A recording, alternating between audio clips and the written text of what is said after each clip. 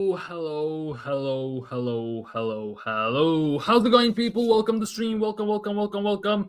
Monday, the 3rd of November. We are here. We are live. And of course, Arsenal versus um, Slavia Prague preview is here. Tomorrow in Champions League, Arsenal are taking on Slavia Prague away in Czech Republic with some bad news to some extent, because the latest news are that Gyokeres is definitely out for the Slavia Prague game, and to add some extra insult to the injury, Arteta still has no idea what is going on, because he said that there will still be some scans to figure out what is what, how it's gonna go, and where it could land at the end of the day. So they also have no idea. Obviously, it could be mind games, dark arts from Arteta just before Sunderland game. At the same time, there is no reason to play mind games before Sunderland. There is no reason to play mind games before Slavia Prague.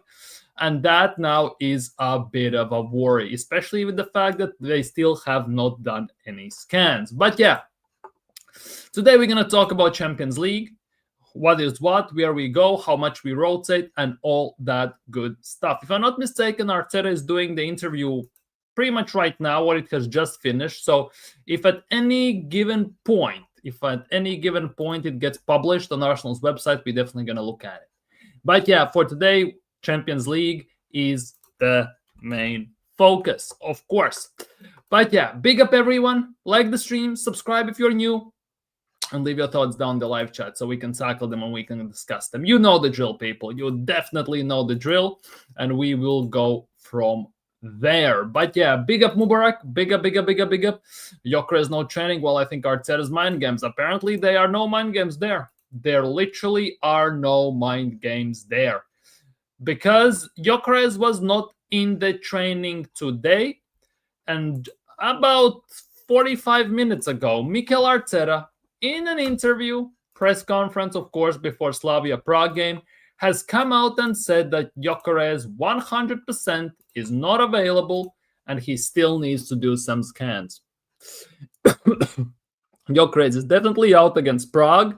He hasn't trained today, and we need to do some more tests and scans in the next few days to understand the extent of the injury. Might be smokescreen, but I don't see a reason to have any smokescreen for games against Slavia Prague and Sunderland, by the way. If it was maybe Bayern Munich, something like that, I could kind of roll with that thought. But obviously, since it's one of these lesser games, although there are no small games in Champions League, but on the lesser teams, I don't see a reason why. I literally don't see a reason why. Big up Anfield the Red. They're playing Madrid tomorrow or day after tomorrow. I think it's tomorrow. Don't Liverpool play tomorrow against Atletico Madrid? Atletico de Madrid. No, they are playing they're playing tomorrow as well. Real Madrid. Real Madrid. What am I waffling about? Real Madrid forced Liverpool tomorrow. Tomorrow, Gyokeres is not available, but maybe Arteta is doing preparation for Sunderland. I don't see a reason why to have something like that, because it's Sunderland. As much all respect to Sunderland, but we should not be playing dark art mind games regarding players against teams like Sunderland. Let's be real. Big up AFC always. I'm glad you're doing much better. And I hope you're feeling much better today as well. And everything, yeah, rough times. I kind of a bit lost for words. I'm not gonna lie, but it is what it. I genuinely am lost for words, because you never know what to say in these type of situations besides showing your support at the end of the day. But thank you for your support you gave shown me and the community. It's very much appreciated. Big up to you. You are a valued member of the community. You're a valued member of Arsenal fan base, and no one ever wants to see anything like that happen. And I'm happy to see that you are much better. You are here live, because after the news and you going missing, there were worries. I'm not gonna lie, there were some worries. Breaking: Gary O'Neill rejects Wolves with Ten Hag looking like the next top candidate. Oh my God, Eric Ten Hag is gonna come back to Premier League to coach Wolves. Oh, this could be fun. This definitely could be fun. Ten Hag for Wolves. Oh my goodness gracious. When does Wolves play? When do Wolves play Man United? That's the big one. When do Wolves play Man United? They play them on December the 8th, so in a month. If Ten Hag is there by then, it actually could be kind of nuts. It actually could be kind of nuts to see how that goes.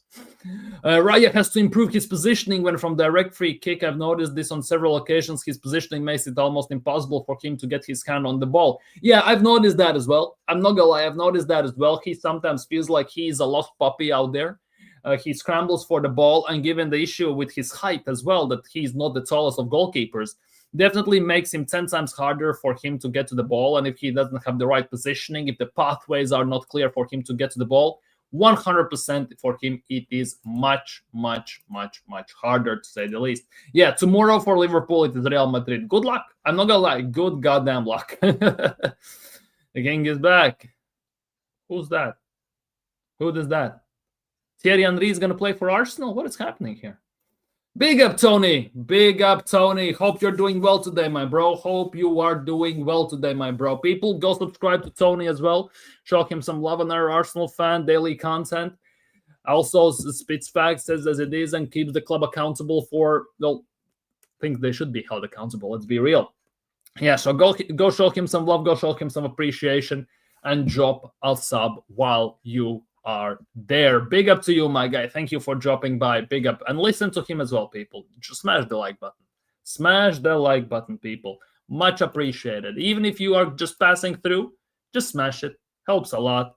Costs nothing. Takes a second. Light work. And we move on. Of course. But yeah, biggest topic. I'm not too sure how big of the topic it is, right? But for Arsenal, kind is a big one. Havertz allegedly is going to be back in 3 weeks, straight after November international break, which means we have no striker unless we play Merino there or we play Anoush, dare I say there. It is a bit of an iffy one, isn't it? It is a bit of an iffy one in those terms. But if Gyokeres is out for extended period of time already, it is looking a bit beacons. I'm not gonna lie, especially after the first half he had. That we saw some inklings, we saw some indications how good we actually could be with Gyokeres up top. It definitely comes as a low blow. Definitely comes as a low blow in terms of everything. Let's be real, of everything, of Arsenal and stuff, and to say the least.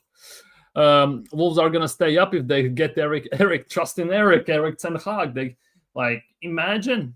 Eric Ten Hag takes off Wolves. He goes on 10-game win streak or something like that. Can you imagine the scenes? Can you imagine the scenes? Big up Red Skull. We need more players. Why though? By top Gooners, we get told all the time we have the best squad in the league, the biggest depth in the league, and the best bench in the league. So why the hell do we need more players? Obviously, it's just irony in those terms, and I'm just being sarcastic in all the ways, shapes, and forms, because I still believe we need about 3 players. We need a proper left back, even though Calafiori has done very decently this season. We need a left wing, that goes without saying. And you could argue in the proper left 8. So definitely there are players we still need in this team. What's your favorite team?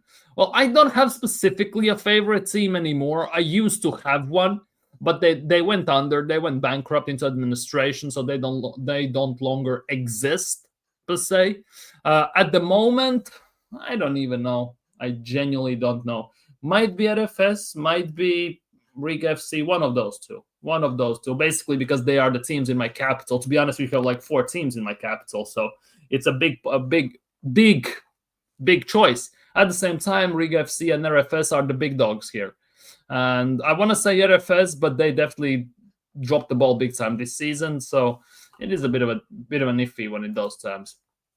Who's your top 5 favorite YouTubers? You're tied 4th on my list with Shane and BBK Sports, with Machado, Leo's goals 2nd, and Tichanzo number being big up Tops as well. Tops being first. Big up to Tops, people. Big up to Tops. And go subscribe to Tops. Go subscribe to Shane, BBK, Much Arsenal, Leo's goals. Subscribe to everyone, people. Subscribe everyone. Share the love around. My top 5, oh my God. I don't even have a list. That's the nuts part. I watch who I like to watch. I can name 5 YouTubers I like to watch, but they definitely are not going to be on some sort of a list. I don't have the list per se like that. Like that for me is, I don't know. It for me it just doesn't click it that way. Let's just say it like that. Big up AJ. Hope you're doing well today. Toppest of top, biggest, best mods in the community. Big up to you, AJ. Like the stream, people, if you haven't already. Subscribe if you're new as well. I think it's all mind games. Gyokeres is not injured. Look at Saliba. They said he was injured, but showed up against Burnley. Yeah, 100%. 100%. It could be the case. But again, the fact that he came off at halftime, it's a bit of a worry. He said after the game that he had a muscular issue, so he had to come off. Then he is not in training and everything, because Saliba was at least pictured in the training. He is not even pictured in the goddamn training, and he's not traveling to Czech Republic, apparently. And there is something more to it. Maybe I'm genuinely reading too much into it, but definitely feels maybe that way. Arteta in the press said we don't have a big squad. Wait, what? Arteta said what? Arsenal don't have a big squad. What is he waffling about? We have a big squad. What was the point of saying before the season, oh, best squad in the league, biggest depth in the league, and there are no excuses? He has everything. Like, come on, man. Arsenal needs to have 3 players per position. That's 33 players. You can have 25 in the squad. That's just what? Seriously, what the hell is that about? Yeah, people, go subscribe to Tony as well. Go subscribe to Tony as well, people, if you have not. Also, Tony, if you are available, you definitely can jump on. I can send you the link. I don't know where, though. Maybe TikTok. I can send you the link in the DMs. But yeah, if you have a second, you can definitely jump on. Hey, these injuries, they always haunt us. Hence why we have the squad depth. We technically have the squad depth. It's just the fact that we are in this position where over the years, the injuries have piled up. Not maybe injuries per se on the paper, but more that they have been stockpiling. We've been avoiding them. And all of a sudden, they hit at one point. And we are now basically subject to that, because there was a season when we were not injured at all.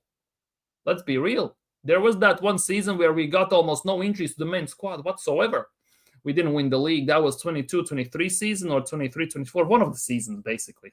And then we all of a sudden start to get hit with injuries. But that also comes due to the fact that, well, basically we had 111 plus minus 3 players for whole season. We played the same 11 the whole season, and plus minus 3 players being rotated in and out, and that's about it. Now that we have depth, we can rotate more. But at the same time, the damage has already been done. The damage has already been done over the course of the year. Let's just put it that way. Big up, Marlon. Hope you're doing well. It's looking like an excuse. Early as hell. Look like he's in the mode to mess up everything. To be honest, I will go conspiracy theory, people. Conspiracy theory. Reason why all of a sudden Gyokeres is injured and he is out is because Kai Havertz in few weeks is coming back. He needs a reason to play Kai Havertz up top. Conspiracy theory, just putting it out there, right? Because there are people who are suggesting that. Big up, Oaxaca. Hope you're doing well. Thank you for dropping by, and thank you for dropping the like as well. Much appreciate that. Big up to you, my bro. Arteta lies a lot, takes his words with a pinch of salt. Oh, always. Always, always, always, always.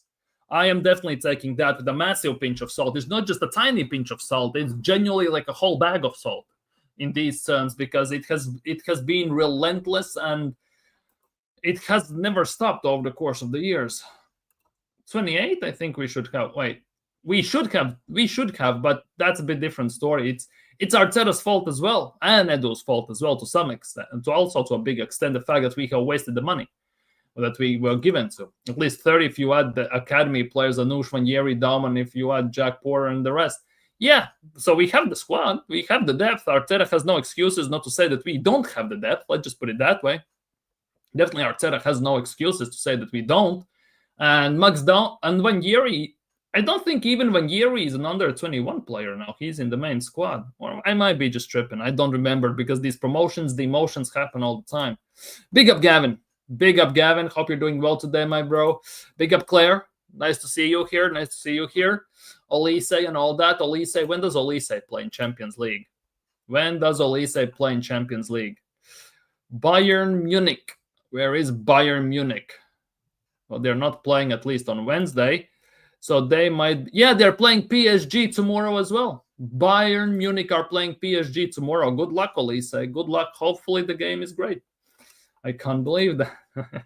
He doesn't want us to cast him out for starting Havertz when he's back over Gyokeres when Havertz ain't nowhere near. That's the thing. That, for me, is a conspiracy theory you can run with for the whole season, pretty much. That's the nuts part. And big up, Claire. Big up, Claire. Much appreciated. I bow down to you, madame. I bow down to you. Thank you for your generosity and kind heart. Thank you so much. Havertz is more of a mule, kinda. Olise, yeah, he is very, very good. Big up Hendon.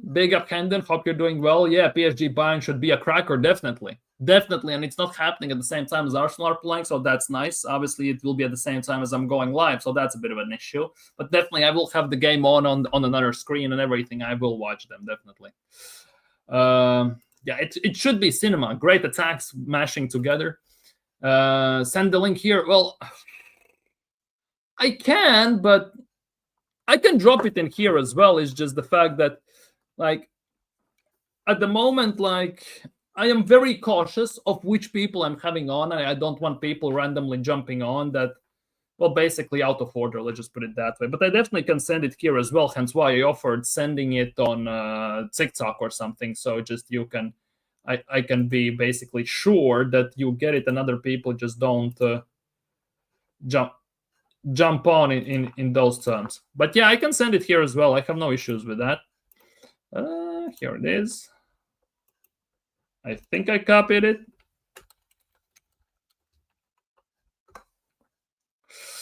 But yeah, where is it? Have some ins. Nice. I want to watch both games, but it's a difficult decision. Arsenal, by the way, play at 8 p.m. They play 2 hours before Bayern Munich game. So you have no issues watching the games, both of them. It's one after the other, so you shouldn't have any issues watching them. At least unless there are some other games you want to watch. That should be a big match. Olise vs Kvaratskhelia, Duet, Dembele versus Kane. Yeah. If you add Gnabry, Diaz, and all these, man, it should be a cracker of a game. Yeah, two of the, let's just say, top 5 attacks in the world. There are definitely 2 of them are up there, 100%. Yeah, you'll have to multi-screen the games. But, well, if you want to watch, obviously, Real Madrid versus Liverpool, you have to multi-screen. There are no other explanations for that. You definitely can multi-screen and go from there without shadow of a doubt. Why don't Arsenal play Saka striker and Wanjiri right wing? Well, go ask Arteta, to be honest. I have only one screen. Maybe I can watch Arsenal on my phone. Yeah, 100%. I do that multi-screen, three. Basically, I have 4 games usually on my screens, 1 on the phone sometimes. I have it all. But yeah, people, we have a royalty in the house. Big up, Tony. Big up. See ya, people. Bo. See ya, people, yeah. First time I'm with my guy, Latvian Gooner. You know what, yeah? I have Latvian Gooner in a group, actually, yeah? In a group with Waffle Don and the rest of them. But that wasn't where I knew Latvian Gooner, because at the time I wanted to start putting content on TikTok. So I was like, just seeing this brother, yeah. I mean, just doing his thing on TikTok and Latvian Gooner. I mean, those short clips you always put on TikTok, man. Those are very, very amazing shots, man. And, he just took me by surprise. So immediately I just, added him on TikTok. And from there, I was only following you on TikTok. But for some reason, added you on YouTube. And from there, I started seeing you in some of the forums that I follow on WhatsApp. So big up to you, Latvian Gooner. Big up to your channel. And big up to the people that come here. We actually have almost the same kind of people who are down here on your channel, on my channel too. AJ, Hendon Gooner. Claire also was on my channel too, so a couple of days ago. And big ups to Claire. I think she dropped you something down here. Big ups to Claire, big ups to you. Thanks for that. Yeah, big up. Big up. Like all the time talking about this scheduling and everything, like, and then just randomly it happens. Coming on and everything. You're doing some Yeah, great yeah, things. You're definitely doing some great things with streams, with clips and everything. So big up to you. And yeah. you mean Thanks, the man. WhatsApp group with Abs, BBK, and all them, man, right? Yeah, yeah, yeah. Would be of course. I have a show. I have a show with BBK. It's called Stir the Pot. I have a show with Waffle Don. I've been working with Waffle Don for a long time. We had an Angry Gooner show, but we canceled the show and started with one called Black Cannon. So yeah, and the show was good, So, but it's good. I've always wanted to have you on my channel, but we've not really kind of like made things formal in a way. But at least I just saw you online. I just wanted to drop by, but I was like, nah, nah, nah. Let me show my face on my brother's channel and just show some love. Latvian. I mean, let's stir shit up. Let's stir shit up. I mean, when you look at Arsenal right now, what do you think? I mean, at the start of the season, I heard what you said, but are they taking you by surprise right now? I mean, in as much as we want to hold Mikel Arteta accountable, we also have to also checkmate our own ideas about about our positioning in the league, the improvements in our gameplay or what we're doing differently this season. But what would you say we're doing differently? We're top of the league, Latvian. What we're doing. Well, defensively, we are hard to destroy, like Teflon. Basically, the defense that's like Fort Knox to some extent. Nobody gets in or out, and good luck with that. One shot on target face in the last 4 games. That is just madness to say the least. That's madness, man. I don't even know. Defensively, we are more resilient, okay, but I don't even know. Set pieces. Because, yeah, last year we had these set pieces. We were scoring and everything, but not to extent that we are right now. Yeah. Like, not to an extent. This is some different type of level set pieces. If last year you could see maybe 2, 3 at best patterns, how we run and do these things on set pieces. Now we do like 5, 6, and it's go figure. Yeah. Basically, go figure. And the only worry, as probably you have seen, right? Open play goals. Like, yes, we scored one against Burnley and everything, but that's still, we have what, 19 goals, something like that in Premier League, or 18? How many goals do we have in Premier League? Let me check quickly. We have 18 goals in Premier League, and I think 6 or 7 have only been from open play. From open play goals, yeah, that's like third, less than a third, something like that. That is the biggest thing. Our entire goal haul with set pieces this season already has hit 13 already. All competitions this season already. In as much games that we've played, just about 13 set piece goals already. Last season, the entirety of the set piece goals we've scored was about 25. Last season, season before the last season, we scored about 23. So, in fact, it's actually increasing. It's actually increasing. Yeah, but season we are by only season. like 25% through the season, and we are already more than halfway there. Like that is the nuts definitely. Part. That's the nuts definitely. Part. But again, Latvian. I want to see the good. Yeah. In set pieces. I want to see the good. Last time I checked, it's a legitimate way of actually scoring goals. Yeah, for all and again, Latvian, one of the biggest criticism of Arsenal over the years has been, we play pretty football and then we do nothing at the end of the day. We play pretty football, we get smashed up at Fulham, at Craven Cottage. We play pretty football, we get smashed up at Newcastle. We play pretty football, we get smashed up by Crystal Palace, derailing our league title, run. So all these things, it's just good for once to just see us go, win these games, and win ugly. One thing we're doing this season is that we're winning ugly. I might not like the way we're playing. I might not just really like the whole entirety of the general gameplay. We might not be scoring enough open play goals. But last time I checked, set pieces are a genuine way of actually winning. I personally call it our new weapons of mass destruction because it's actually a way to actually get hold of these teams that just decide to just keep a low block. I mean, check all these teams that we've played over these weeks. Yeah, uh, which team haven't actually kept a low block or a mid block against Arsenal? Well, more or less everyone does. We'll see how it's gonna be against Bayern Munich. Obviously, that's gonna be like different story Yeah, of at the course. end, and the see at the end of the day. But overall, like, did I post this today? Yeah, I think I posted this today. Most of the teams do that against us, or like mid-low blocks or something. But at the end of the day, it Base. feels like we have put them in this big predicament. You go toe to toe, open play. 9 times out of 10, we smash you. If you sit back, we Yeah. have set pieces. So pick one of the lesser evils at the end of the day and hope it sticks. Like, I don't know, it kind of starts to feel that way. And yeah, set pieces, scoring only from set pieces, it is a bit annoying for me personally. At the same time, as long as we win, we pick up 3 points. For all I care, every single game, 1-2, nothing, all set piece goals. It means we win a trophy. I don't mind. Like, at the end of the day.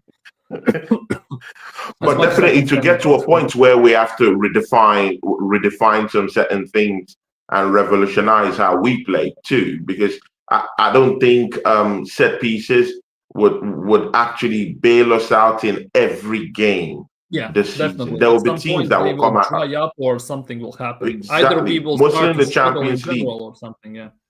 Mostly in the Champions League. There'll be the Bayern Munich. There will be the Real Madrid that will want to, pay blood for blood when we meet them, probably in the knockout stages in the Champions League. These teams will come at us, and I don't think they would sit back waiting for us to tap into our set pieces. But it is what it is. In this tight, very very hard games, it bails us out. Just like what we had with Atletico Madrid, we stank up the place in the first half. Very boring first half. I mean, I saw your analysis of that game. Very, very boring, shitty football. But the thing there is that when these teams, decide to stifle you, stifle your wing players, stifle your attacking players, make it very hard and double up on your players, well, you just have to make use of that set piece to just open up the place. And that's what Arsenal did when we played against Atletico Madrid. We stank up the place in the first half. They try to stifle all our outlets, our wide players, stifled everything in the first half. In the second half, we used that set piece, opened up, spaces, and from there, more spaces began to open. And then they started to come out because naturally, when when you get behind, you naturally want to come out to play. Yeah. So when they came out to play, well, you saw what happened. And that's the thing. I want teams to actually come out to play against us. I want to test our defense. If we say our defense is the best in the world, and see, Robert, I don't have any doubt, that our defense is actually one of the best in Europe. I completely have no doubt. But I want to test the gangster of our defense. I really want to test it. And the thing there is that these Premiership teams aren't really doing it. I want to see if Saliba and Gabriel partnership is the best. I want to see really if Mosquera is what they say he is. I want to see the gangster of Incapi. But we cannot do this when these teams are actually keeping a low block or a mid block against us. I mean, when was the last time a team solidly had up to 3 shots on goals against Arsenal? Weird. Brighton. I would assume something like that, but it is like that. It is like that. For me, that is the case. Yes, we have only conceded 3 goals, almost no shots on target, best defense in the league, arguably based on the performances you could say in Europe, right, and everything. But they have not been tested against the big guns. That for me is the big question mark, because inevitably, if we go far in Champions League, we will have to play them. Inevitably, that is going to happen. at some point. Mm. And we'll see what's going to happen then. And going back to set pieces as well. And this has been a bit of a hot topic, let's just put it that way, on my streams at least. Rice is our main set piece tech. What happens? Sure. If it goes wrong, if Rice, let's just say, picks up something, right? And he's out for extended period of time. Against Brighton, when he came off, Trossard started to take corners, and it was, well, compared to Rice, a nightmare. Let's be real. Because he is the key, partially, to corners, free kicks, and the midfield, of course, in general, because Merino is his replacement in the midfield for us. And for me, the drop-off is way too big overall. And on set pieces, from that whip he has on that ball, and it's always on point most of the time as well. Yeah, true. Since when Declan Rice have been in this team, has there been a big, huge spell where he has been missing in this team? I mean, it's good. It's good when you're doing hypotheticals. Yeah, I mean, let's be straight with the hypotheticals. Yeah, hypothetically, when has been the time when Declan Rice has actually missed like 6 games on a trot, 5 games on a trot? And he still played a full 90 pretty much. Let's be real. Last year, exactly. So he's strong. He's not injury prone, and that's why you have to build a team around more physically present players in that team. So again, building your set pieces around Declan Rice isn't such a bad bet, isn't it? You know, but he's always there. He's always present. He's always around. But that was the case as well. We had very injury-free certain players, and the key players, your Sakas, your players like that, Odegaard, even whether you like him or not, Havertz, whether you like him or not, pretty much durable, almost never get injured. And then just at some point, something happens, the penny drops, snaps, and Arteta happens. Let's call it spade a spade. Arteta happens. And I'm worried about that. That's just the thing. That for me is the case. I'm worried about that with Declan Rice, because with internationals, where he's inevitably going to go anyways, because Tuchel will want to have them before the World Cup and everything. Like that for me is the biggest worry in those terms. Just in case, because so far 2 international breaks, we have come back unscathed, no injuries. Please, one more of this year, and it should be good. Actually, I'm not even scared about Declan Rice getting an injury, because I think he's a very, very strong player. I think he's immune to this kind of, missing games. But where I'm more scared is with how Mikel Arteta uses our attacking players. Our attacking players are much more prone to getting injured than even any of our midfield players that we have right now. When you look at Saka, just look at how, there's a big drop-off in Bukayo Saka's style of play now. I hope you know. Anymore. There's a huge drop-off. He's not scoring goals. He's not, getting those turns correctly these days again. His running abilities has been slowed down. I think he's been playing with an injury. And I think Mikel Arteta has been shoehorning him into this positions, to just take those positions. Sometimes playing him like over 90 minutes. When you have someone like Wanero who could come in and help out, from time to time, you do have someone like Max Dolman always on the bench doing nothing. Why don't you just give him, release Bukayo Saka out of that strenuous runs all the time? Yeah, so Martinelli already injured, so I'm more scared about our attacking players and what Mikel Arteta demands of these players. That's what gets them injured, personally. That's what I think. Look at Gyokeres. He should be our point man, but Gyokeres is actually holding us center halves, going in deep to actually build up play, sometimes running the channels. What time, would he even have to even be in the 18-yard box to punch those goals? How will he get 25 goals in the Premier League in a season? It doesn't work in that way. Arteta gets them doing all these kind of jobs, running here and there, doing extra stuff that they shouldn't supposed to be doing. And that's why they get injured.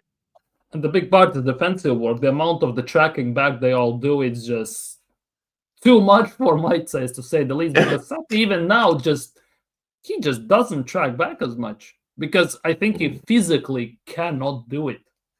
I think that injury is still bothering him, or something is just not there yet, at least. At least. But yeah, Hendon is saying that DJB made a good point earlier, and big up DJB. Most of the goals scored from long throws over the weekend were foul throws. Players throwing the ball in crouched onto the pitch as well. People are starting to copy the tactics. They just make some fouls in those terms. This big up Mark. Do you think that the injury from Gyokeres, if he's injured, right? Let's just put an asterisk by that in those terms with Arteta, is change of the way how we play, because Gyokeres was not injured pretty much at all for the last 2 years, but as soon as he comes to us, then he has to change the way he plays. He has to do things he usually didn't do, and all of a sudden, it's not looking great, because now the questions are starting to be raised. Is he actually injured? And if he is injured, for how long? And what we're going to do then? Because Havertz apparently is going to be back straight after November break. Apparently. 23rd, 22nd, something like that. Right? So maybe Arteta is going to luck out with that one. And Hendon is saying that it's not a short-term injury. Breaking news. Where? Sky Sports News confirms Gyokeres is injured. It's a muscular one. That news has been out there, bro. See, I mean, take this with a pinch of salt. Bro, can't you see? Mikel Arteta has also been playing some certain form of mind games. I mean, for the past weeks now, man has thrown different narratives into the media. I mean, the man has no truth in his mouth at times. Yeah, he lies. He lies most of the time. So, but I think he has now perfected those lies now to be some sort of mind games. I mean, he's playing mind games now. He knows his time is up. So, I mean, he should be up for these games. I mean, just last week, yeah, we were talking about Saliba being injured. Ta-da! Man shows up in training. Man shows up against Burnley. Yeah, he didn't say much about Saliba, did he? He now has said about Gyokeres more than he has said about Saliba's injury over the Even Rice was a doubt at some point. People said he was injured. I mean, he was subbed off. They said he was injured. Man showed up against Burnley. So again, Mikel Arteta is an obscure person. He obscures the truth. This is the truth. Why? I don't get the mind games against teams like Slavia Prague and Sunderland. If it was Bayern and all these teams, I kind of could get the reasons behind. But to have this against teams like Slavia Prague, it just doesn't, for me personally, it doesn't add up. Again, I think it's for a reason. Why would you risk your only striker against Slavia Prague? That's a more easier team to beat. He wouldn't. He's not. When you can put Merino up top, and then you can get maybe even if it's a goal over Slavia Prague, it's possible, and keep Gyokeres fresh for that Sunderland game. I mean, we're throwing the fact away that Sunderland, it's a big titan in this league now. I mean, look at their league position.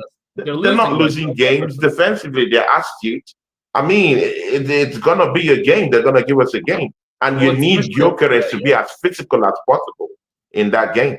Yeah, but it is a bit like, the thing is, he's not flying to Prague. Okay, it is what it is. I'm reading that Anush is even training with the first team with a potential chance that he's going to play. Sunderland at the moment are losing, by the way, to Everton, 1-0, right? Yeah. It is what it is. But the thing is, Arteta usually doesn't say this stuff, that Arteta has admitted the concerns that about the muscle injury, and he has hinted that it's not a short-term injury. He usually doesn't give any way, shape, or form timelines. He usually so I don't trust that news. Still need to check. Yeah, the news is a lie. I don't trust it. That is a very obscure person. Yeah. He never gives timelines, and it's good you could actually sense that. He's a very obscure manager. He does this on purpose, though. He tries to confuse people. I mean, he has lots of tongue twisters. It's the media darling. I mean, he's your stereotypical media darling coach, manager of the 21st century that you need to obscure lots of things. So, I mean, if I were anyone, I would take whatever he says with a pinch of salt. I Yeah, just but think look at Gyokeres this has one. some concerns, muscular. He has some muscular concerns, and he knows that he needs someone like Victor Gyokeres for that game against Sunderland. Slavia Prague could be taken care of. You could Would expect. bring one or two people out there, use them as in that number 9 position. He has used Merino in that position, and of course he trusts Merino in this European games also. So I mean, it is what it is. Yeah, I get it. I absolutely get it. Like Arteta is weird in that regard, but the fact that he hasn't had muscle injuries in the past, and now he hints on not a short-term injury. Oh, I'm very sorry, I misclicked. My bad. But it is a weird one. I'm not gonna lie. It is a very weird one. No matter how you look at it. No, on a good point, if it's no, I can't say positive side, but if you look on the upside, it's a weird one, and if you look even on the negative side, it's also is a weird one. It's like a lose-lose type of situation. Yeah. Our muscle have memory. The muscular shows that this muscle was not used to do all the Or effort. should we believe the conspiracy theory that Kai Havertz is about to come back and He's coming back. Mikel Arteta wants to, do some hocus pocus down there. But you know what? Yeah, I mean, Latvian Gooner, let me put you in the game. I mean, you too. Put your neck on the line too. When Kai Havertz comes back, yeah, what do you want to see? Because for me, yeah, I've always liked one thing I've always emphasized is competition for places all across Oh, the position. 100%. Yeah, you could see Masley with Skelly. Look at that healthy rivalry with Riccardo Calafiori, bringing out the best from each other. Although I've not really seen Riccardo Calafiori being stressed up this season. I want to see us play more bigger teams so I could really, kind of like measure where he is defensively because I have no measure for that right now. I have no measure for his game defensively unless we play teams that decide to actually come at us and face. But that's a different ball game altogether. We have Mosquera for Saliba. These things work. Competition works. What role would you like Kai Havertz to play when he comes on after the international break? Bench. It interests me to know what you think. Bench. If serious, then bench. For me, that's a joke, right? But if I want like that's the thing. He's an Arsenal player. I want him to do good. With Havertz, is the issue is the fact that he doesn't excel superbly at anything. He's a jack of all trades. He can do everything to a very decent level, more or less, but he's not like that specialist in a specific role.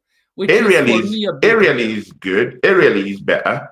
Technically, he's a more technically better player than Gyokeres. You see, well, that's the thing. We play Gyokeres right now. Well, maybe minus the Burnley game, right? Mm-hmm. Before that, it felt like we were playing Gyokeres in a role as if we had Havertz there or Jesus even there, because the way he wanted him at that time do the link up play and everything. It's more suited to Havertz and Jesus if you look from that perspective, because we know that Gyokeres' link-up play, well, it's not the greatest compared to that.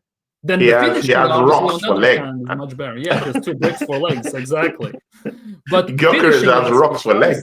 But Kai Havertz can do all this 1-2 passes, all this. I mean, he's not sleeky in it that much, but he does the basic thing. He could basically just, link up play. The Gyokeres link up play is, I mean, it's not but then there. You look on the other side of the spectrum. Legs, when you get into the finishing positions, Gyokeres excels at that, and those two don't. And you basically are in this type of lose-lose situation because you have to sacrifice one for the other to some extent. Man. And we don't have that. Then it begs for the question: why can't they play together? Why can't they play together? Why can't they play together? Why can't we use Kai Havertz? Why can't Gyokeres feed off Kai Havertz in a way? No, sorry. Why can't Kai Havertz feed off Gyokeres in a way? Put him up top, let him play just behind Gyokeres in a way. But again, I don't know the manager. Yeah, that's the thing. Like for that those have been big questions because we have asked these questions for quite a while. While, for example, Havertz doesn't play together up top with Martinelli sometimes, or something like that. Why don't we play Trossard in behind with Gyokeres or Mm, Havertz even? Why don't we see them together? Why we don't see, for example, Odegaard Neze together and stuff like that? We always ask these questions because we would want to see them because we think that's why we are the Sunday couch surfers. At the end of the day, we don't know how it goes, right? yeah, But we would want to see that, like, because you would think that it would work quite well because in the past it has worked well with other teams. So why it couldn't work for us? mm, But that then again disrupts Mikel Arteta's system, style, and all this stuff. And we all know how willing he is to change. We all know how willing exactly. he is to change. But again, I also think that we've been also very, very unlucky with injuries also to our attacking players that makes this kind of different dimensions that we've just described now. It has made it more impossible. I mean, look at Gabriel Jesus. He's been on the books. Man got injured since when, bro?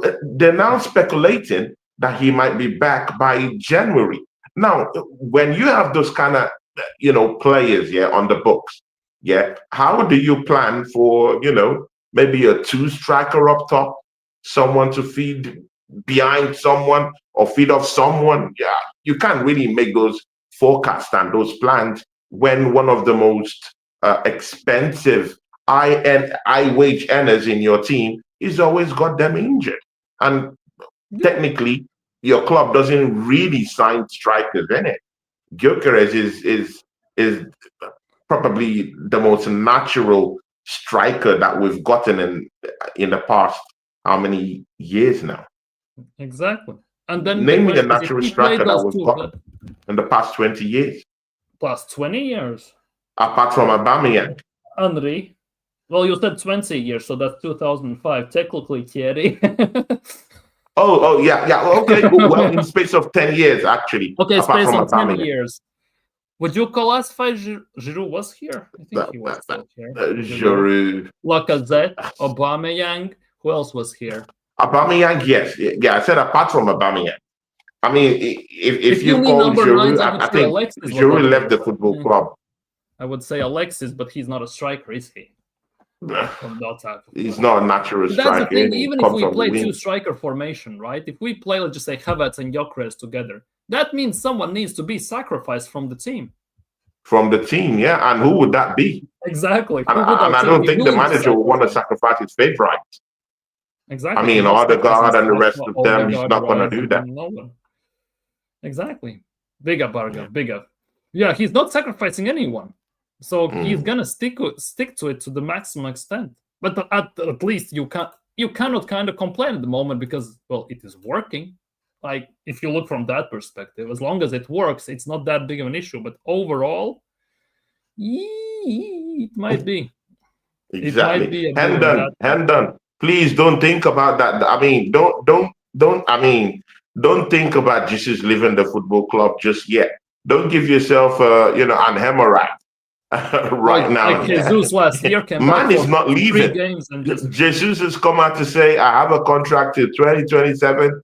Do your he said worst, he wants to Arsenal. see it out. I mean, he's going nowhere. Bro, he's on a very lucrative wage. Why would he sacrifice that? Man doesn't even want to go for the sake of the World Cup. He doesn't care. He's earning that kind of money at Arsenal. Why would he want to leave?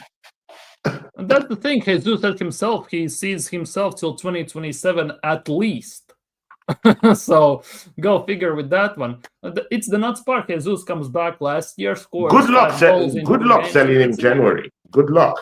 I think it's no team will be coming up. No team will be coming for him. I think it no team will be coming for him.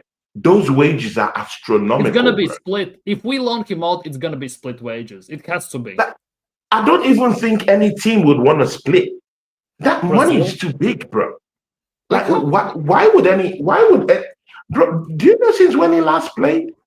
Yeah, Crystal Palace before he got no injured. team would want to give him 100. Yeah, but that's the thing that now Legitimately. raises me the question why we didn't sell him last summer, not this summer, right? But in 2024 summer when Palmeiras offered 45 million. Why we didn't sell him? Exactly, man. Or Well, even to Saudi Arabia, But again, it is what it is, there are no needs. There are no needs in Jesus anymore. And Definitely not. just as it's finished, those knees are shot. Yeah, no needs. Okay, question to you. Question to you from Dio. Do you believe? Dio says we are winning quadruple this year. Just See, Latvian. I know this is our first time doing a show, so me and you haven't really. We're just, getting to just get this done. Yeah, we've never really done something together, but this is a theory I've come up with on my channel because me, I like taking risks, on my own, and I'll give you perspectives. Yes, I believe this season. And I think that there's a big difference. And again, Latvian, Robert, I will give you perspective to why I think the season is a different season for the yeah, Arsenal. it feels different. Number one, you have to have a good transfer window. That's the number one. You have to have a transfer window. Yeah. And to be very sincere with you, Robert, we had a good transfer window. We brought in 8 players that actually, the 5 core of them have actually, ingrained themselves and integrated into this team. You look at a player like Mosquera later on in the season when the pressure is very high and hard for players like Saliba later on. When they get injured, these are the kind of players who will be dependent. And look at it. Look at what that kid is doing. Mosquera at 21-year-old. Yeah. Not losing a We've step so far. added Uncopied. Look at his performances against Brighton. I like the guy. He's a great guy. Yeah. So look at Zubimendi. Madueke, I mean, I wasn't really in support of that signing. But again, he hasn't really been bad since the start of this season. I judge players when they put on an Arsenal shirt. So it will be good when he comes back. I want to see what I want to see what he's got for us. But apart from that, some of all these players we've brought in have actually added to the team. And you know what? Yeah, last 2 seasons, seasons ago, when we're going for the title, I mean, when you look at our bench here, when a player like Odegaard gets injured, guess who we bring on? Fabio Vieira. I mean, make that make sense. The drop off is too much. How can you win a title with Tavares? How can you win a title with Kivio at the back? Bro, how can you win a title with Nelson? So, again, how can you even win a title with the donkey up front? It's not possible, bro. So, I'm talking of Kai Havertz. So, when we got to the season in the summer, those businesses that we did, it kind of like just transformed what I feel about the team right now. I think we have depth. Latvian. I think we have depth. I mean, it would be a lie if we stand here, if me and you stay here and say, hey, we don't have a big team. Hey, we don't have depth. Even you yourself, before I came on, you said, Mikel Arteta, you kind of lying. We have a big squad. So even you believe we have a big squad. Of course. I mean, if we go by that standard. And it's not just, that big squad. We also have quality in certain spaces. We have Waneri that could come on and help us out. We have Max Doman who could come in. We have Merino, even if it's a bit of a drop off. If someone like Declan Rice, but at least it's still a manageable player, still an average player to get in. We still have a Madueke who could still come in. We still have like maybe a Martinelli coming on potentially from the bench. Finally, we have a bench in this team. It was quite different 2 seasons ago, quite different 3 seasons ago. Bro, we now have Gyokeres who can actually still score goals. I have more confidence than I have in a player like Kai Havertz, per se. So when you have this kind of things in your team, I mean, and again, secondly, we are rewriting the wrongs of last season. The draw. That's another perspective. Crystal Palace took points away from us. Yeah, they took points away from us last season when we're heading for the title. What happened this season? We got to beat them. Last season, Newcastle took away points from us in our title charge. What happened this season? We beat them. We went to Craven Cottage. Yeah, in all our meetings in Craven Cottage, in the past 3 meetings in Craven Cottage, they've taken points from 2 games out of us in Craven Cottage. What happened this season? We went down there, we beat them. I mean, there's a pattern now. We're rewriting the wrongs of last season. Yes, we should be careful. I understand people who say, hey, we've been here, but we've been here with a difference. That's what I would like to say about this season. That's because there's things that has changed a bit. Different players, we now have a bench. Last season, we didn't have it. We have Vieira. That's who we had. Vieira. That's who we had. Bro, Nelson. That's who we had. We didn't even have a striker.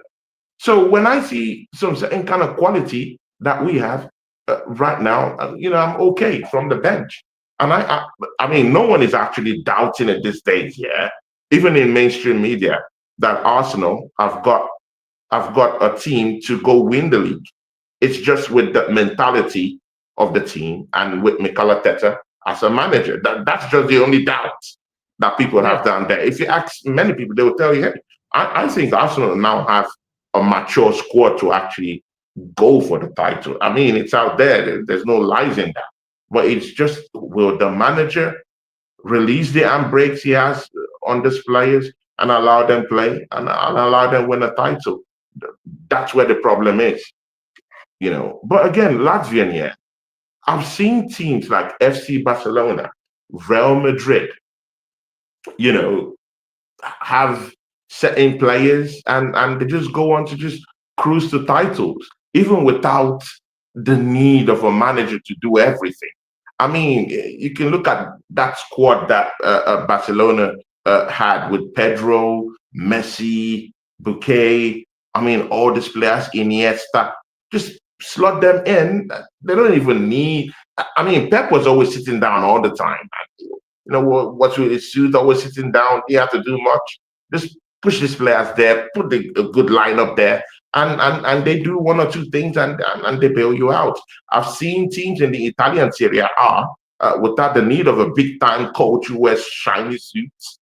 When AC Milan was winning titles everywhere, where Juventus was winning titles year after year, they just had great players. I mean, good players that they could feel down there and they do the job. So that's what I'm relying on, not necessarily Mikel Arteta. So I think this year we'll scoop a title. I'm sure about that. And right now that we're in the quarterfinals of the Carabao Cup, I mean, it's beginning to look tasty, isn't it? Carabao Cup quarterfinals. Which team is there to beat us apart from Man City? And we're top of the league right now. I mean, that's two titles, that we're up for. The FA Cup is still coming up. The Champions League was not considered in the Champions League. And to be very sincere, I think these teams in Europe are clowns. I mean, the only team that I fear right now is Bayern Munich, Inter Milan, and PSG. Apart from that, can't take my chances with any other team. Yeah, I get it. I also been saying this, the fact that for us to win the league this season, we basically need to win the same amount of games we won last year. And from those 14 draws, about 9-10 games need to turn into wins.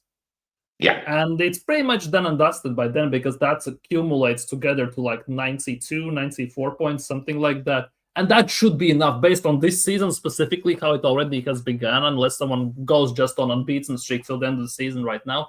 That should be enough at the end of the day.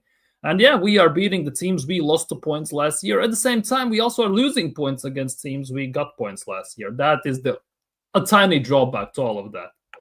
Yeah, I hear you, but again, what's the need of beating Liverpool and not being top of the table and not being at the top now? What's the need of I'm beating not Liverpool arguing that. and losing the war? I want to lose the battle, but I want to win the war. Liverpool won the battle, but they're losing the war right now. We're top of the league. We look more better than them. We're playing more better than them. Our defense looks more imperious and impeccable than them. So we can throw these things around. Last season when we got all these wins against all these teams in the traditional top four, we didn't win any goddamn title. I mean, what's the need of beating all these teams here and you don't win a goddamn title? So right now, I don't even really care if we get draws against these big teams. It's these smaller teams that I'm thinking that we need to do a proper hit job on them, and that's what we're doing this season. And don't get it twisted. These bigger games will come. We'll still beat teams in the traditional top four, like Chelsea. Chelsea used to take a beating normally. When you look at their defense, look at the defense. It's a shocking, horrible defense. We'll take points from them. I'm looking at 3 points, from Chelsea. When Liverpool comes back to the Emirates, we took our total 3 points from them last season when they came. I think we'll do the same. Arteta might just release the handbrakes and just, field midfielders plus creative players that can actually go at Liverpool, and we're at home. So the only potential banana skin is that Manchester City matchup, which is gonna be hard because now I'm seeing Erling Haaland and man is scoring goals anyhow. He looks trim, he looks fit, he's scoring. Looks starring. He's in imperious form. Man City is that team to watch out for now. Anyway. Yeah, they kind of are doing this, and they have, don't want to say back yet, but they definitely are kicking into gears, and they're doing that even without Rodri and player being out and everything. Like, it is worrying a tiny bit at the moment. Let's just put it that way. But yeah, tomorrow, Champions League. Obviously, must-win game. That goes without saying. But the big question is, and we're gonna do this together because I usually I have no chance to do this together because I cannot get anyone to jump on with these. But what would be the starting 11? You got me today. Yeah, what would be the starting 11 for you, and overall what you would expect from tomorrow? Let's go like this. Let's just start like this. We'll do this together, but I want to just say here, Robert, here.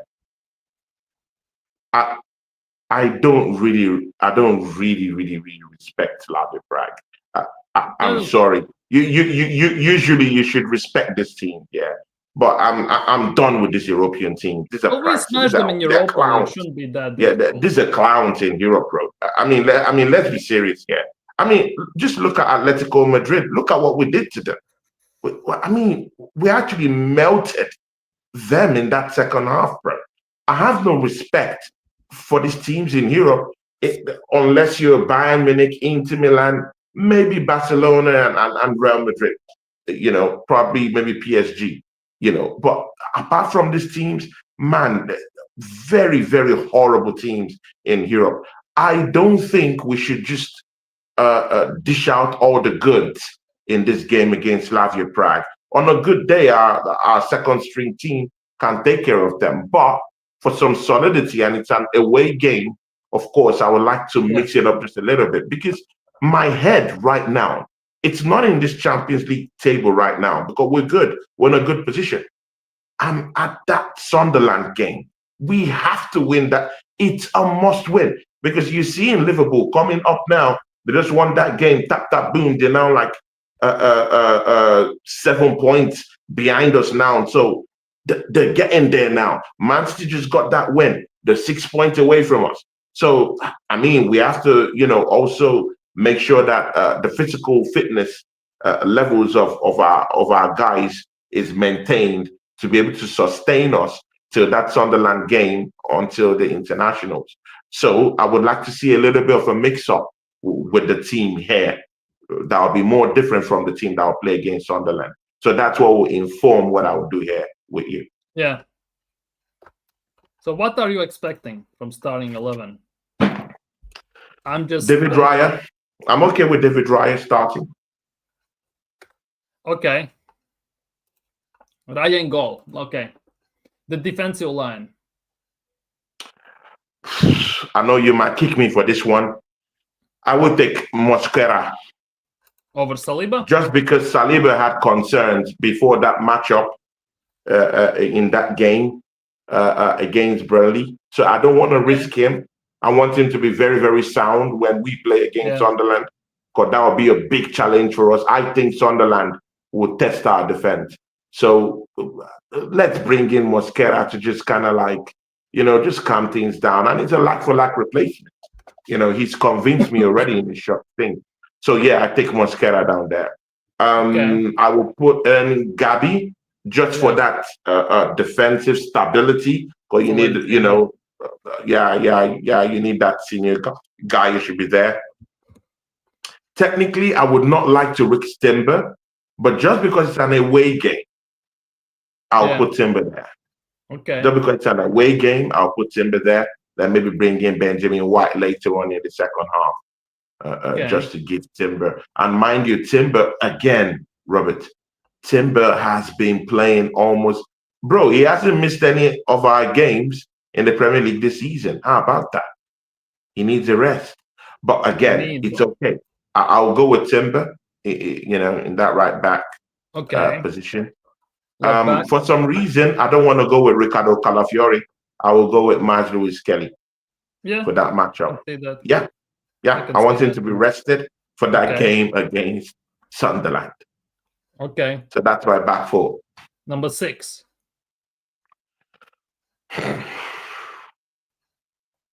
Zubi Mendy. He can't play.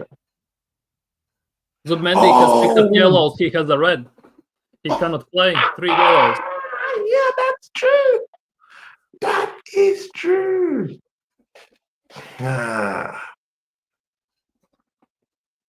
Would you want to? Okay, yeah, Declan Rice. I think he should be there. Yeah. Declan Rice. Yeah. Next to him. Then I think we should have Eze. Okay. Declan Rice, Eze, and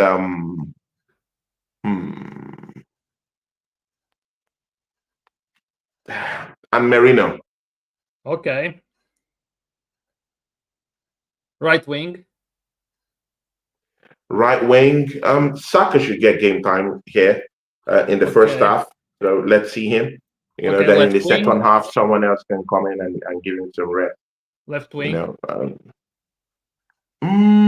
Of course, Trossard should start definitely. Okay, and striker. Now that is because I can also see reasons why, for example, put Merino up top, Eze in the 8, and Vanieri in the 10, or something like that. I can maybe Vanieri in the 10 should be okay. This Gyokeres thing is gonna cause problems now. It's gonna cause problems now.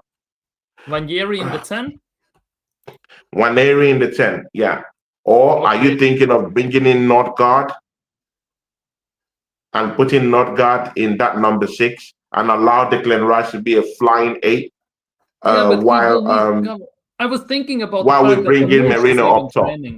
I was also thinking about Anush. He is training with the squad also before Champions League game. Apparently, he has gone with the squad, allegedly. Would you the same striker we had against Brighton, basically, up top in the cup?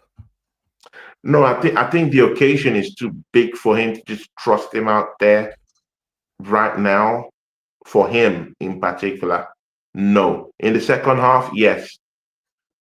I think Merino should be up top. give Merino a run, try to. Again, I still do think that Merino's quality is enough to get us something against Slavia Prague. Sometimes you have to put into perspective who you're playing against. And Slavia Prague, Exactly. bro, I even think with our second string team that beat Brighton, we'll go against Slavia Prague and do something. But again, just to respect them, I think we should just put in Merino up top. Then in the second half, when the job is done, maybe in the 65th, 75th minute, you can start getting all these players in. You know? Yeah, for me, the question mark now is the midfield, because I can see Norgard starting and Rice still being the 8th. Yeah, I can and see then that. Eze or Rice. Sorry, and then Eze. Sorry, Eze playing. In the 10. Eze in the 10 then goes. Yeah, I can see that happening as well. Yeah. This now is the big question. Like, that midfield is a bit messed up because we kind of are putting one midfielder up top, which is Arsenal's move these days. So it is a bit weird at the moment. It's very weird. It's very weird. It's very weird. But again, you can call on Nwaneri, but I don't think the manager trusts Nwaneri to that extent to start him. Exactly. Yeah. Nwaneri. I don't think he trusts Nwaneri to that extent to start him. So that's the bigger problem. If he trusts someone like Nwaneri, and we've seen it, I would say, okay, it's possible. But we both know the manager doesn't trust Nwaneri to start. Yeah. Unless it's a cup game. Xhaka has scored for Sunderland, 1-1. Oh, Granit Xhaka. That's what I'm telling you. That Sunderland team. They gotta be something. So it's a difficult team to play. So I want our players still fresh for that game. We have 11, right? Mm-hmm. Prediction. Result for tomorrow. See, Latvian, you also have to give me your own 11 too. I mean, don't do me dirty like that, man. I mean, you put me under pressure. Let me see you under pressure. Exactly. What I would Come on, man. Where is it? I would do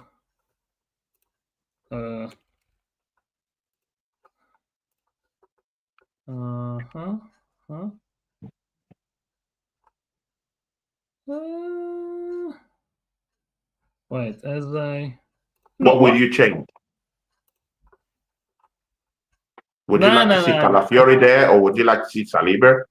This centre back. I would do this.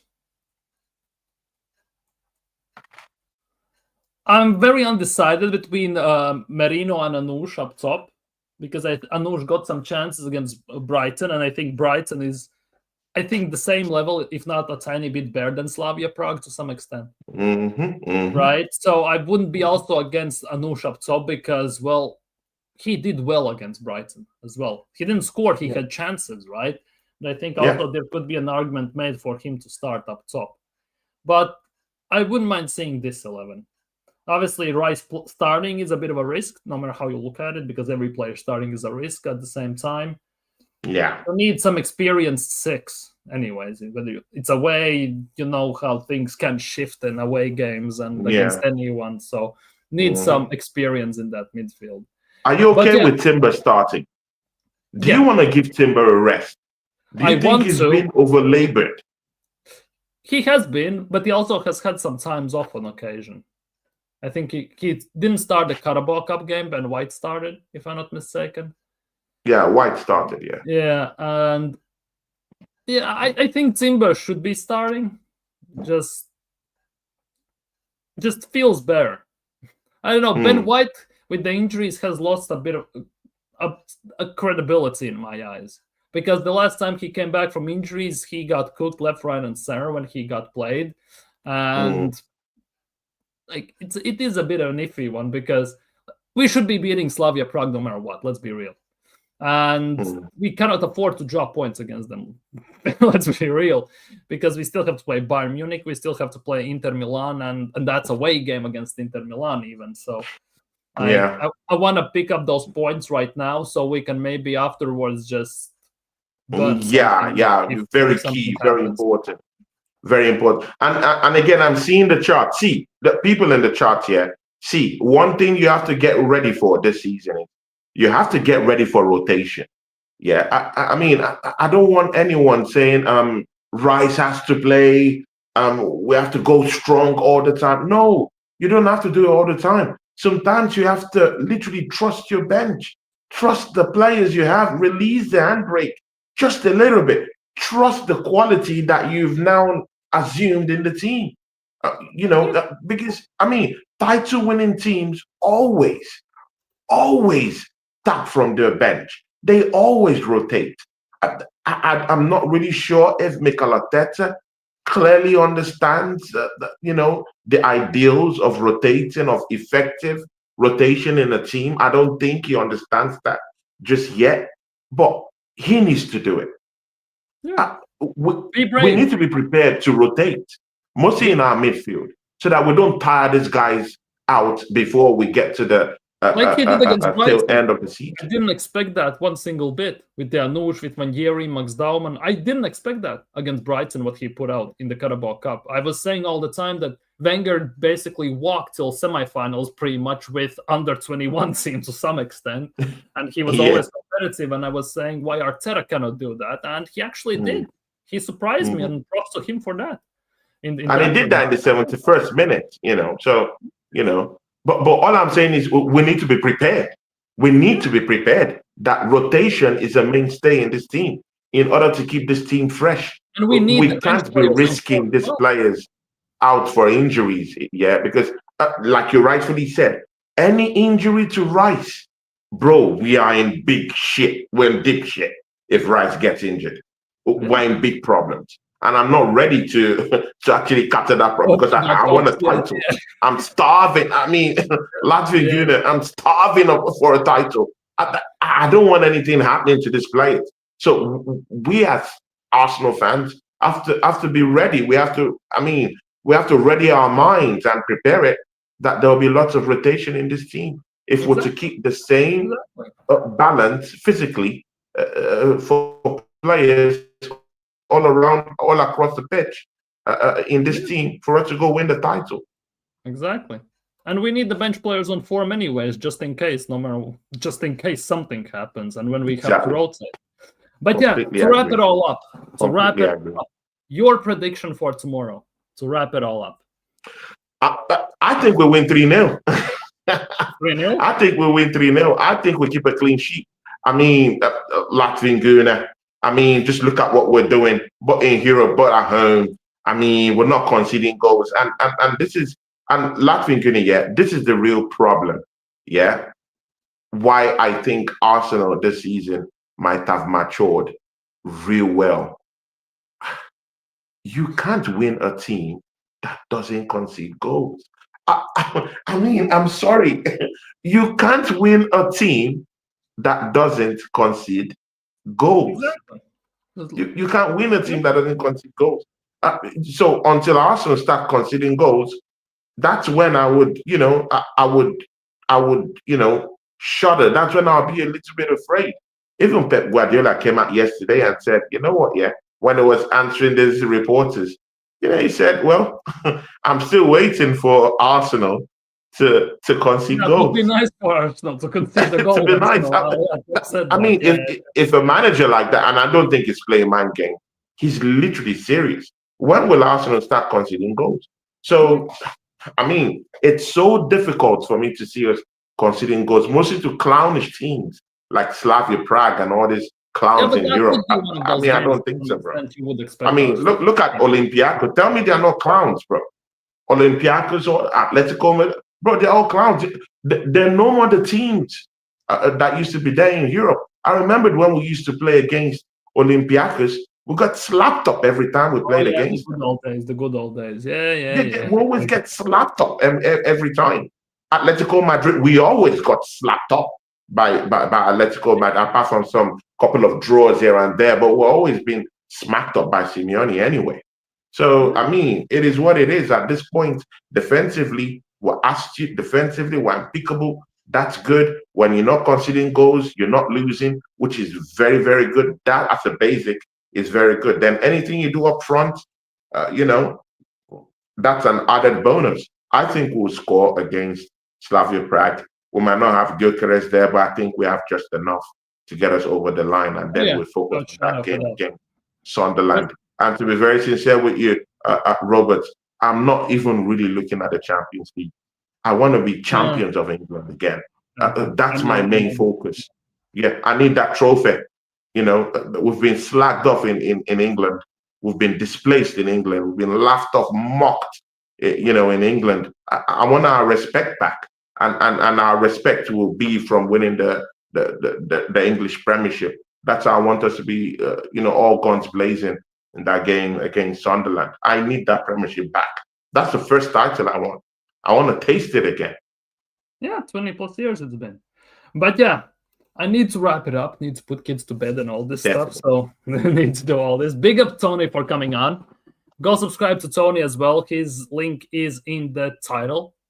Go show him some love. Go smash a thumbs up and all that good stuff. Go subscribe. And yeah, big up for coming on. First time doing anything together. So big up to you for just jumping on out of nowhere. Much appreciate Yeah. your time. More than an hour here. So big up to you. And Thank what you. you're coming what you have coming up in few words. Yeah. Latvian Gooner, thanks for allowing me to be on your show today. I really do appreciate it. Yeah. Me and you have not done a show together, so this is just a first, taste of what's to come. People, I've always wanted to work with Latvian Gooner. I think he's a great guy. And again, I respect his takes. We might not, really agree in everything, but again, for his craft, I respect his craft. I respect his ideas. I respect his person, and he's one of my top podcasters out there. I mean, ask people I've worked with. I don't really look at these big channels as the yardsticks. I look at the people in the underground, yeah, because we know where the thing hurts, and we speak the truth, And I just want to put it out there that I really respect you, Latvian Gurney, and I respect what you're doing on your channel. And please keep being you, keep being you, keep pushing your ideas, and just keep doing what you're doing, bro. We'll get to the top. That's for certain, bro. Yeah, You're one of my. I mean, I go to TikTok to watch you, bro. It means a lot. definitely. Big up to Yeah. you. I So really people, appreciate yeah. it. Yeah, thanks, man. So people, I got my Champions League. I mean, I have a contract with my brother Josh Gooner to be doing the Champions League watch alongs with him throughout the season. We did that. I signed a contract with him last season also. Same thing with this season too. So I will be with my brother Josh Gooner on his channel. I will be relaying the match on my channel too, but I will be on his channel doing it and relaying it on my channel. So Champions League night, what a night! Me, Josh Trugune, and Rory, our friend too, will be joining us there. I'll be back on. I think I'll be back on Wednesday to do a show in the afternoon. When I come back from work, that'll be real talk. On Thursday, I have Oregon Gooner with the Dial and Cloud show. On Friday, me and BBK Sports, we're doing our first runoff with the with Stare the Pod show podcast. We'll also be doing the Black Cannon also that same evening on Thursday evening with my guy, the Waffle Don. And then I'll be back with Ola of the Fight Week show for the Ola and Claude show. That should be definitely on Saturday. And then I will be with the delusional Spurs fan, yeah, with my legendary show, with Deji Spores, the Tottenham deluded fan. So, I mean, I don't know if you've done anything with Deji Spores, but if you know Deji Spores, you will know. Oh, you I've better seen some stuff, I go think. figure, Latvian, gonna go figure. So I will be with Deji Spores on Sunday, definitely doing some shows with him. So people, smash the like button, support Latvian Gunner. He has a great channel, and people, let's keep doing this. And Latvian Gunner, I'll be inviting you to my channel. Let's have a one-on-one. I might not talk too much because I've really, really, really overloaded you with lots of stuff. So when you come to my channel, maybe I would just, release the handbrakes a little bit and allow you to talk. Okay, we'll see.